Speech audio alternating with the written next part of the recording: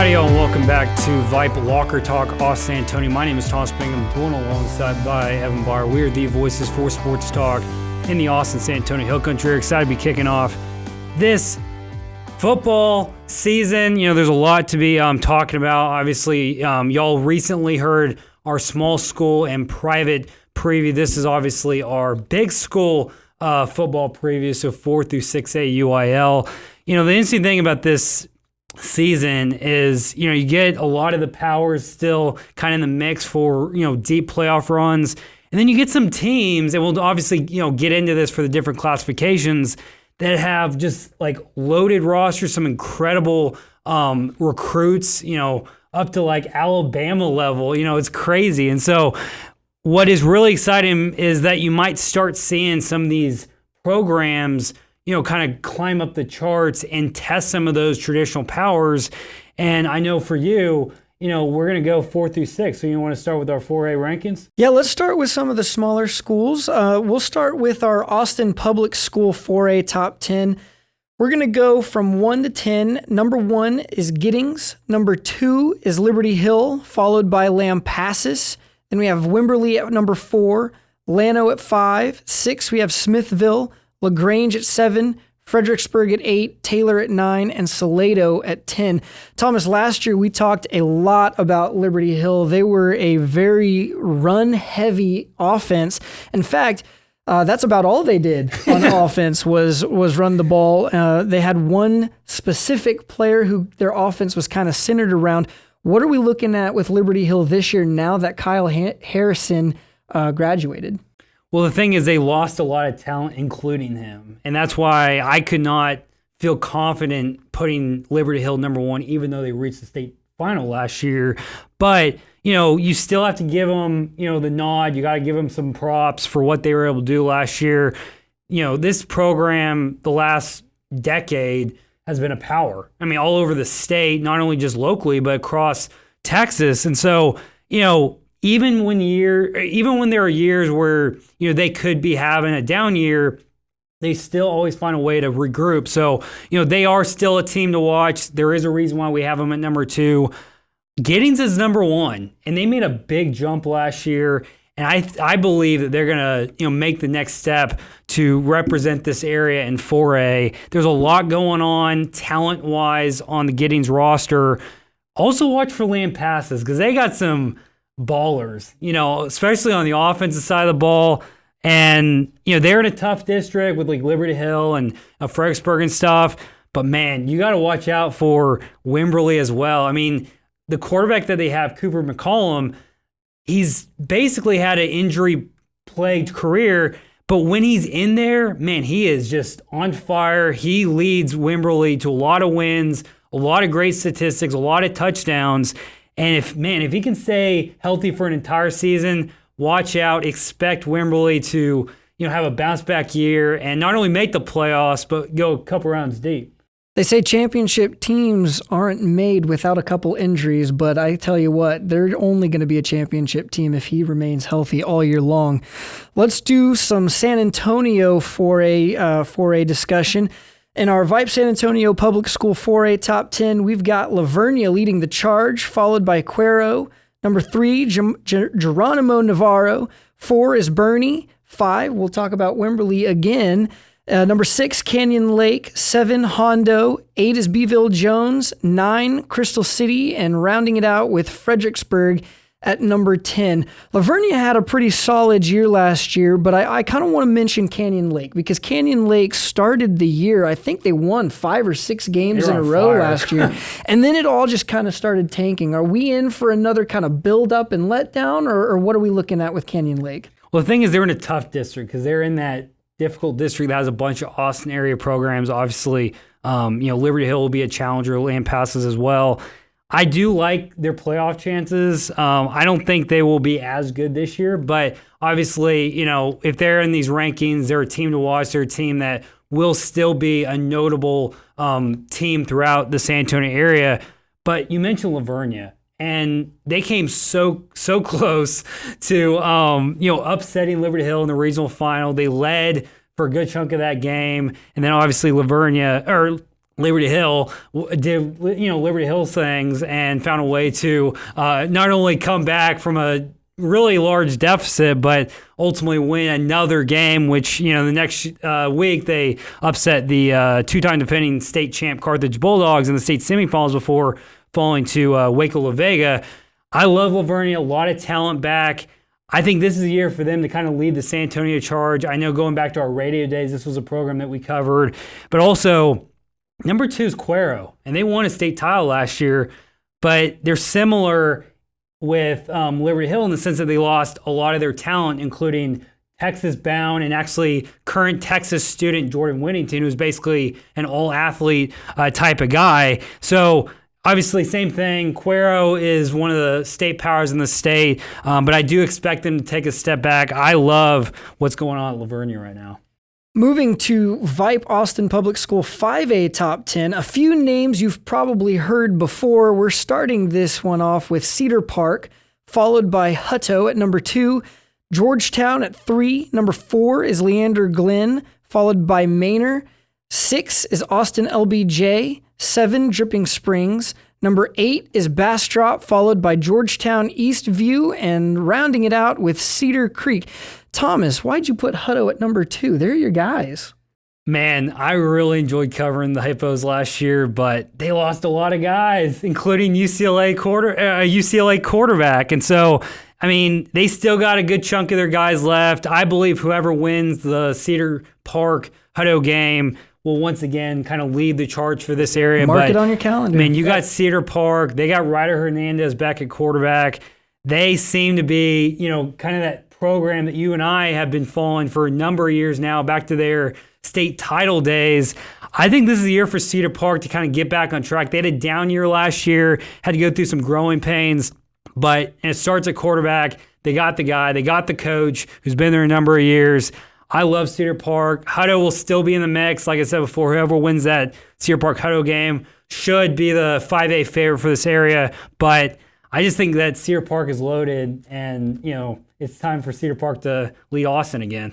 Well, you heard us say it before in previous episodes, but experience is key. And as unfortunate as it was for Cedar Park's starting quarterback to go down last year with an injury, it allowed quarterbacks like Ryder Hernandez to come in and truly get some valuable experience in the game, because it's at varsity, it's a fast-paced game, much faster than any JV or freshman team that you might play with. So the fact that some of these other guys were able to take advantage of, as unfortunate as it is, an injury like that, I think that puts this team in a little bit better position going into this season.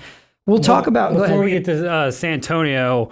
You got to mention a couple notable recruits that are actually going to lead their teams. In the second half of this 5A top 10 going into the season. Manor has a Texas Tech commit in Taj Brooks. He's a great running back. You also have one of the top recruits in the state in Princely Uman Milan. It's hard to say his last name, but he's a really great defensive guy, and he isn't committed yet. He basically has offers from all the major programs. And I know Texas is going after him, A&M, some other programs. He's a player that has announced he won't commit till mid-October. But Manor, they were able to make the playoffs last year with 5 victories. I believe they finished 5-7, so they did win a playoff game. But Austin LBJ, they're in that really fun district that has Dripping Springs, Seguin. All 3 of those programs finished in a 3-way tie for that district title last year. LBJ is a team to beat this year. Obviously, we talked a lot about Dripping Springs last year. They had a really good quarterback, big part of what the Tigers were able to do. Mm-hmm. Yeah, Tanner Pruitt. And what LBJ has, coming back this year, you got an Alabama 2021 recruit in Latrell McCutcheon. You got a Rice 2020 commit in Sean Fresh, who's kind of a running back. McCutcheon is more of a cornerback, but he's done some receiving in his high school career as well. And you cannot forget about Cedar Creek. This is a team that finished really strong in 2018, just missed the playoffs, and they got same thing, another top recruit in this area, in Alfred Collins, a lot easier name to say. Same thing, a bunch of top-tier offers. I really like the direction that Cedar Creek is going. But man, I mean, there's a lot of great teams. I mean, Leander Glenn, first-year program last year, won a playoff game, upset Medina Valley in the first round of the playoffs. There's a lot of good teams, and even though I believe, Drip was going to take a step back this year, there's still Drip, and there's still a really good football team. Coach Galen Zimmerman's a great coach, so there's a lot of depth. Can't forget about the Georgetown and Georgetown Eastview, so it's going to be a lot of fun. The interesting thing about Dripping Springs, as you mentioned, Tanner Pruitt left this past year. He was a senior with only 1 year at quarterback. Dripping Springs kind of has, Galen Zimmerman has a different approach to his quarterback play. He usually takes somebody from defense, has them learn either safety, linebacker. Tanner Pruitt was a linebacker his junior year, ends up being a quarterback and a phenomenal one at that. But that leaves them in an interesting situation because now they have only, I think, 7 returning players coming back to this team. And you've got a quarterback, not a controversy, but you've definitely got a competition with Cameron O'Bannon and Preston Alford. Now, Preston Alford is 5'10", runs a 4.5. Cameron O'Bannon brings a little bit more size. If I am to guess, without ever watching him take a snap, Cameron O'Bannon is the thrower. And you've got Preston Alford, who's going to be a runner. As you remember last year, Tanner Pruitt was kind of that dual threat. So it'll be interesting to see how Dripping Springs kind of relates back to their run and gun kind of style offense with these two guys. But they're both also receivers. So that's going to make a very interesting offensive duo as well. Yeah, I really enjoyed seeing O'Bannon last year play. I remember going back in our Twitter timeline, actually finding like a highlight that we took of him. He was, really exciting to watch. And like you said, this is a program that's used to kind of transitioning talents from one position to another. So don't be surprised if, O'Bannon finds a way to replicate or do something similar to what Pruitt did last year. All right, instant feedback then. How'd he throw? Well, I didn't see him. Oh, I thought you said you watched him as a target. Gotcha. Okay, so playing receiver. Yeah, he's like I said, they played both sides. Thomas, let's move on to the Vipe San Antonio Public School 5A top 10 for San Antonio. We'll start it with San Antonio Wagner at number 1, Kerrville Tivy at number 2. We've got number 3, San Antonio Veterans Memorial, followed by San Antonio Harlan, then Bernie Champion. Can't forget about Alamo Heights, followed by Medina Valley, San Antonio Southwest, number 9, Southside. And then as we talked about that district with Dripping Springs, LBJ, and we'll round this top 10 ranking out with Seguin. Yeah, very fitting. Seguin, best year in over a decade. Great story last year. I know, for most of the regular season, it seemed like they were the front runner for that district after, Dripping Springs took a step back in a key matchup. But, it ended up, they played LBJ at home, lost in this crazy game. I do think that Seguin lost quite a bit of talent. But the thing about Seguin is when you take the step that they did last year, I believe that they have the potential to kind of build off of that. And I think that's really where this program's at. They know, what it felt like to not only make the playoffs, but have a winning season. This is a program that was always, not always, but for over a decade, just, recording, unfortunately, records under 500, and they just broke through, found their groove. And you gotta, keep an eye on them, going into the season.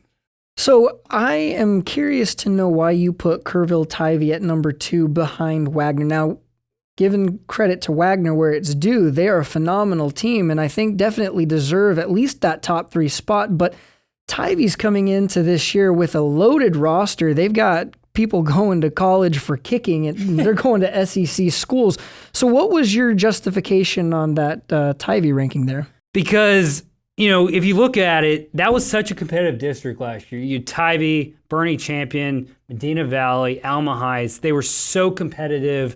Ultimately, you saw Tivy break through and kind of find their groove. They went a couple rounds deep. But the thing is, when you lost a significant player to graduation, but you're still a power program. I know going into last season, they weren't ranked this high. I think Tivy, this is the year for them to, challenge for San Antonio's top spot. I think the biggest thing, I know you asked why I put Tivy at number 2 instead of 1. Wagner's a Division I program. and Tyvie's Division II. And so I think when you look at that, there is an enrollment advantage when it comes to Wagner. I know Wagner lost a significant talent players from their state semifinal run to eventual. They lost to eventual state finalist, state runner-up Shadow Creek in the second last round of the season. But they're still, they still got some significant guys from that run. You got to give them some, advantage. And also, they're in a really easy district. I mean, besides Veterans Memorial, which is obviously their Judson ISD rival, they play a bunch of inner city schools. And that has nothing to do, I'm not, obviously going after those schools, but when you look at the talent that the Judson ISD schools have compared to what, they have in SAISD, there's a lot more in those two particular programs, and I believe that Wagner is going to run away with this district once again. And then once you find all the success in the regular season, you're going to find a way to kind of be winning at the right time. You get in that groove. Exactly. And so even if you come across some challenges along the way, that basically you wipe the slate with your potentially your regional or your regular season competition. But you also know that you've been there before, as you were last year. And I don't think Wagner is going to go back to the state semifinals, but I do believe that they can, obviously chase that spot again. But, when you have teams like, Veterans Memorial, who, was a first-year varsity program last year, won a playoff game, them alone, are going to challenge Wagner. And, I believe whoever wins the Wagner-Veterans Memorial game is going to end up winning that district. But also Harlan's the same position as Veterans Memorial. First year varsity program last year, won a playoff game. Both those programs are heating up. I know Bernie Champion has a really good multi-sport athlete at quarterback. He obviously is a baseball recruit, but he's also the quarterback for Bernie Champion. There's a lot of talent. And then you can't even forget about Alma Heights and Medina Valley. There's still players in this whole race. So, and then I know that some of the schools on the south side, southwest, and south side had winning seasons in 2018 as well. So there's a lot of competition in this classification in the San Antonio area. So it makes it a good top 10. I think this is a good opportunity to start talking about our 6A schools. We mentioned a lot about Wagner and kind of the Judson ISD area. Let's start with San Antonio Public Schools 6A top 10. Number 1, we've got San Antonio Brandeis. Number 2, Converse Judson. 3, Cibolo Steele, followed by Helotes O'Connor, San Antonio Reagan. 6, Schertz Clemens, San Antonio Brennan, followed by San Antonio Warren. Number 9, Smithson Valley. And number 10, San Antonio Madison. I want to talk a little bit about Judson because they had an incredible year last year. And I know they play Wagner. I think it's the second game of the season, so a little. Yeah, they keep that rivalry game. Of course they do. They have to test themselves for the 6A play. Judson's bringing one defensive player back this year. How does that affect their season as the experience? As we talk about experience and knowing that they went really deep last year, how does losing everybody on defense affect them? It really does, because they actually lost some major recruits on that side of the ball last year. If you remember, obviously the defense is going to be kind of that part of the team that they're going to have to find some replacements. But also that, but they also lost some notable players, notable recruits on the offensive side too. There's more coming back on the offensive side. That's why I couldn't put them number 1. They still got Mike Chandler III at quarterback. He's a football recruit. But when you have a team like San Antonio Brandeis, who has recruits left and right, they're coming off a regional fall appearance as Judson did last year in the other 6A division. I love the direction that Brandeis is going. Brandeis has had some nice deep runs the last couple years since they opened as a school. And then you can't forget about Cibolo Steele. This is the team that kind of had a down year last year, should have been a little bit better. They had an Oklahoma State commit last year. They got an A&M commit this year in Jalen Jones. He's a top-tier recruit in this state. I expect him to kind of find this team's groove once again and get them back to that high-level stage. It was very difficult to pick 1 through 3 because you can make the case for any of these 3, and you have to just, go with your gut, which I did. And it's going to be really fun to see how those three teams, battle it out throughout the regular season. And even the playoffs, too. I think Steele's probably going to have your fastest roster. They've got several guys who are running sub 4.5s. There's some arguments to be made that some of these guys are running sub 4.4s. Of course, it's a little bit harder to tell in your high school hand times, but you're looking at Jalen Jones, Macian Sharp, and Daniel Jackson. All of those players are either defensive backs, wide receivers, and then you've got your quarterback who's a junior this year, and Wyatt Begal. Is he actually a junior or is he a sophomore? Did he start as a freshman last year? I know he was an underclassman last year. I forget which year he is. So I will say it again as I keep doing. Experience matters. And so you've got a guy who's a young guy with a varsity year of experience under his belt and 11 other guys returning. I'm looking at Steele as kind of a front runner. I know you have him as number 3, but I'd be surprised if they don't end this year as number 1.